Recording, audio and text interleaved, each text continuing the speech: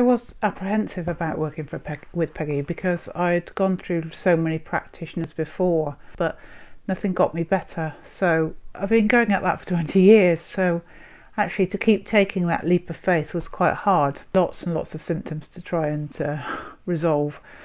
Things like endometriosis, inflammation in the bladder, lots of inflammation within the body, I think, IBS, insomnia, which was terrible, and trying to work and function as a wife and a mother, and these were all piling on, and year on year I would get another symptom and another symptom. One thing for me about working with Peggy was that we went at a very slow pace. Great to have somebody to check in and listen to what's going on, and be able to be flexible so that you're not just following a protocol, and the results are amazing. I've been going at this 20 years, and if you talk to my family particularly, they'll tell you that there's a world of difference.